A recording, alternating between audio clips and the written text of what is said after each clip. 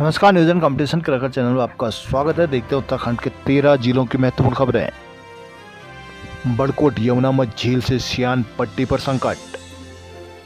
उत्तरकाशी में बड़कोट तहसील के सियान चट्टी कस्बे में यमुना नदी पर बड़ी अस्थायी झील बन गई है, जिसमें सियान चट्टी कस्बे के एक बड़े भाग में बने घर, होटल और स्कूल डूब गए। पुलिस प्रशासन ने सुरक्षा की दृष्टि से तमाम घर और होटल खाली करा दिए। साथ ही लोगों के लिए क्षेत्र से दूर रहने की सलाह जारी की गई है। एसडीआरएफ, पुलिस और जिला प्रशासन की टीम मौके पर रहकर स्थिति पर नजर बनाई हुई है। एनडीआरएफ की टीम भी उपकरणों के साथ मौके पर पहुंच गई है। पहाड़ी क्षेत्र में भारी बारिश के चलते सियान चट्टी के पास के गाढ़ गहरीरों में मलबा बोल्डर जमा हो गए, जिससे यमुना नदी का जल प्रवाह बाधित हुआ है और पानी रुकने से करीब आधा किलोमीटर लंबी और लगभग 250 से 300 मीटर चौड़ी झील बन गई है। इस झील में के बढ़ते जल स्तर से यमुनोत्री हाईवे पर बनी मोटर पुल और सियान चट्टी कस्बा जलमग्न हो गया। कस्बे में लगभग 30 घर और होटल हैं। हर तरफ पानी होने से स्थानीय लोगों के सामने बड़ी समस्या खड़ी हो गई है। क्षेत्र के गांव कुपड़ा, कुंसाला, तीखली व ओजरी में दहशत का माहौल है।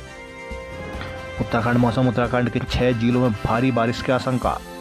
प्रदेश के 6 पर्वतीय जिलों में शुक्रवार को भारी बारिश का येलो अलर्ट जारी किया गया है। राज्य भर में इस सप्ताह हल्की से मध्यम बारिश होने के आसार है। देहरादून स्थित मौसम विज्ञान केंद्र के मुताबिक शुक्रवार को उत्तरकाशी, रुद्रप्रयाग, चमोली, बागेश्वर, नैनीताल एवं पिथौरागढ़ में कहीं कहीं भारी बारिश होने की संभावना है। वही पर्वतीय जिलों में आकाशीय बिजली चमकने और बारिश के तेज दौर शुरू हो सकते हैं। मौसम निदेशक डॉक्टर CS तोमर ने बताया कि प्रदेश में अभी एक सप्ताह तक हल्की से मध्यम बारिश हो सकती है। इस बीच बुधवार रात और गुरुवार सुबह कुमाऊं मंडल में भारी बारिश हुई है। वहीं दून और हरिद्वार में भी मेघ बरसे। बनबसा में 117, हल्द्वानी में 27, काठगोदाम में 60, जौलीग्रांट में 55, हरिद्वार में 50, मालदेवता में 70, नरेंद्रगढ़ में 50 और ऋषिकेश में 50 mm बारिश हुई है। पौड़ी में युवक ने खुद को गोली से उड़ाया, भारतीय युवा मोर्चा नेता को बताया जिम्मेदार। देहरादून आपदा पीड़ितों को तुरंत मिले आर्थिक मदद, धामी। आपदा के दौरान मृत्यु होने पर मृतक आश्रितों को 72 घंटे के भीतर अनुग्रह राशि मिलेगी। पुष्कर सिंह धामी ने गुरुवार को इसके निर्देश जारी करते हैं। यदि मृतक की शिनाख्त या अन्य किसी कारण से कुछ विलंब हो रहा तो 1 सप्ताह के भीतर अनिवार्य रूप से अनुग्रह राशि मृतक के आश्रितों को हर हाल में उपलब्ध कराना होगा। मौसम विज्ञान केंद्र के ऑरेंज अलर्ट के मद्देनजर अतिरिक्त सतर्कता बरतना, सावधानी बरतने तथा नदी नालों के जल स्तर पर नियमित रूप से निगरानी रखने के निर्देश दिए। मुख्यमंत्री ने गुरुवार सुबह फोन पर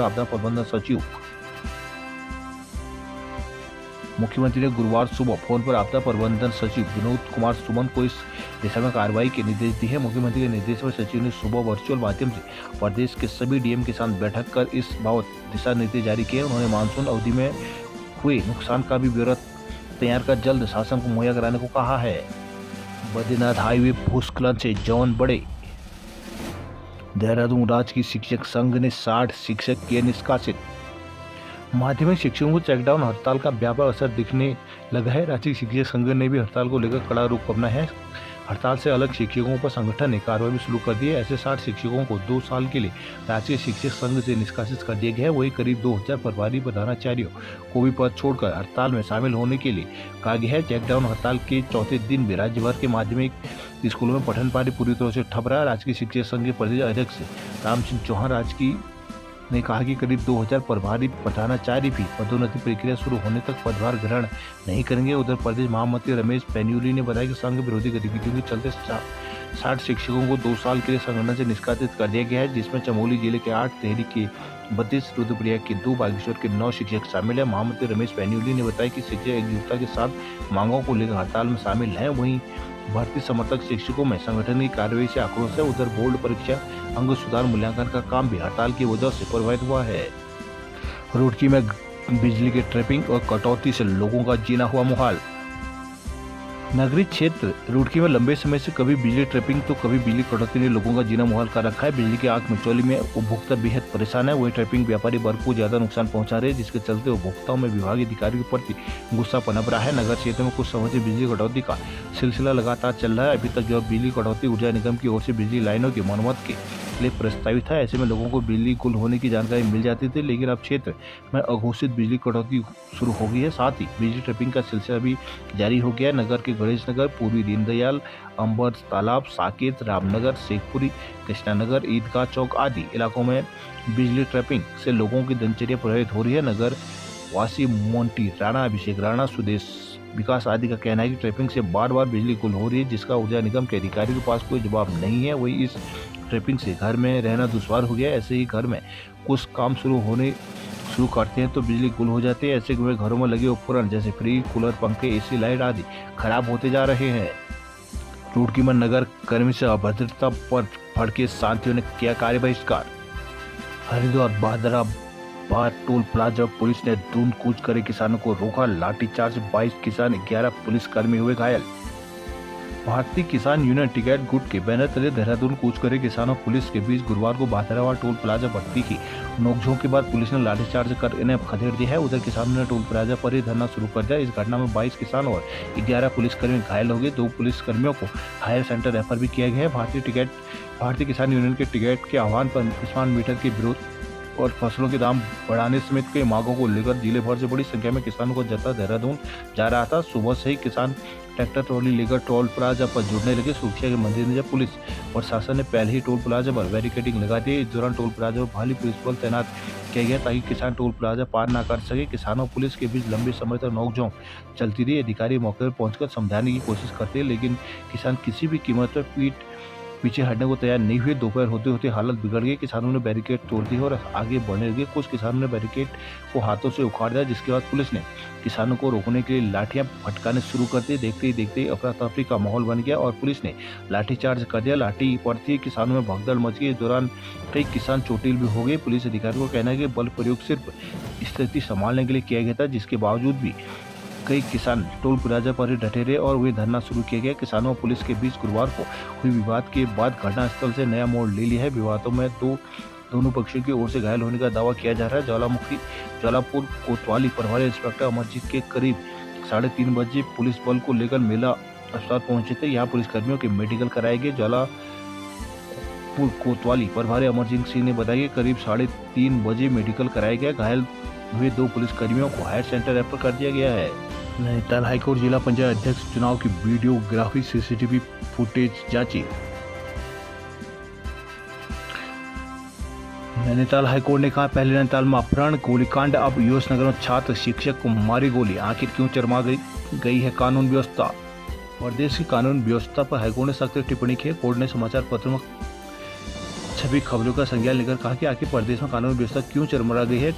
खनन से जुड़े एक मामले को गुरुवार को हाईकोर्ट में मुख्य न्यायाधीश न्यायमूर्ति जी नरेंद्र, न्यायमूर्ति सुभाष उपाध्याय की खंडपीठ में सुनवाई हुई। इसी बीच कोर्ट ने काशीपुर में गोलीकांड की खबर का उल्लेख किया। अदालत ने कहा कि कानून व्यवस्था क्यों चरमरा गई है। हाल के हफ्ते के भीतर पहले नैनीताल जिले में जिला पंचायत सदस्यों का अपहरण हुआ, वहीं बेतालघाट में चुनाव के दिन हत्याकांड गोलीकांड हो गई। उधर रामनगर उधम सिंह नगर में चुनाव के लेकर गोलीकांड और अब काशीपुर में 9वीं कक्षा में पढ़ने वाले छात्र ने शिक्षक को गोली मारी। यह सब चौंकाने वाला है। बात नैनीताल में 14 अगस्त को जिला पंचायत अध्यक्ष चुनाव के दौरान बवाल की सुनवाई के दौरान 19 अगस्त को हाईकोर्ट ने नैनीताल और उधम सिंह नगर में हो रहे आपराधिक घटनाओं पर चिंता जाहिर की थी। कोर्ट ने गृह सचिव और डीजीपी के मामले में शुक्रवार 22 अगस्त को वीडियो कॉन्फ्रेंसिंग के माध्यम से पेश होने को कहा था।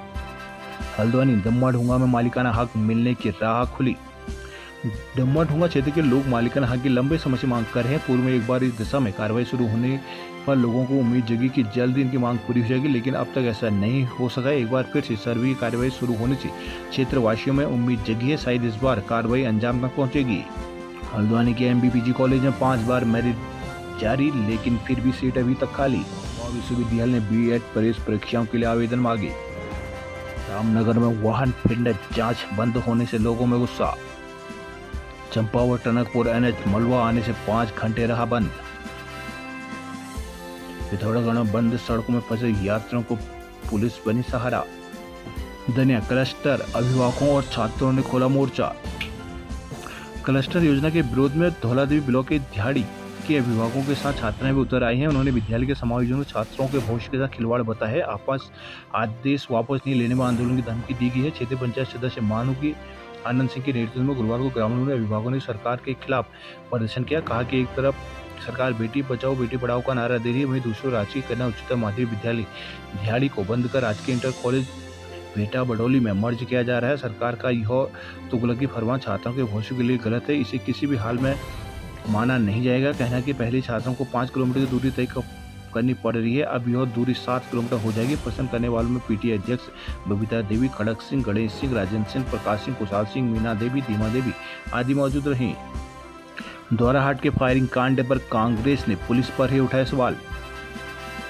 द्वाराहाट में चुनाव के दौरान हुई मारपीट की घटनाओं फायरिंग के लिए कांग्रेस ने पुलिस को जिम्मेदार बताया। प्रदेश अध्यक्ष करण माहरा ने पुलिस बल पर सत्ता के दबाव में काम करने का आरोप लगाया है। गुरुवार को कांग्रेस अध्यक्ष करण माहरा की अगुवाई में अल्मोड़ा जिला अध्यक्ष भूपेंद्र सिंह भोज और विधायक मनोज तिवारी के साथ तमाम कार्यकर्ताओं ने तहसील परिसर में धरना प्रदर्शन दिया। प्रदेश अध्यक्ष ने कहा कि ब्लॉक प्रमुख चुनाव में पुलिस के कार्यप्रणाली पर सवाल उठाए हैं। कहा कि चुनाव में एक दिन पहले अपहृत लोगों के मामले में पुलिस तत्काल प्राथमिकी दर्ज कर लेती तो हालत नहीं बिगड़ते। प्रदेश कांग्रेस अध्यक्ष ने आरोप लगाया कि पीड़ित पक्षी की प्राथमिकी को 3 दिन तक लटकाए रखा गया। बाद में उल्टा रानी के जिलाध्यक्ष दीपक किरोला सहित अन्य पर की संगीन धाराओं में मुकदमा दर्ज कर दिया गया। उन्होंने कहा कि अगर पुलिस ने सही समय पर कार्रवाई करती तो घटनाएं रुक सकती थी। विधायक मनोज तिवारी ने कहा कि सत्ता का दुरुपयोग कर आम जनता, महिलाओं, युवाओं, कर्मचारियों की सुरक्षा से खिलवाड़ किया जा रहा है। धनबल और बाहुबल के दम पर चुनाव जीतने की कोशिश की जा रही है। यहाँ ब्लॉक प्रमुख आरती किरोला, नगर पंचायत अध्यक्ष संगीता आर्य, ब्लॉक अध्यक्ष प्रकाश अधिकारी, नारायण रावत, निर्मल रावत, पूर्व प्रदेश सचिव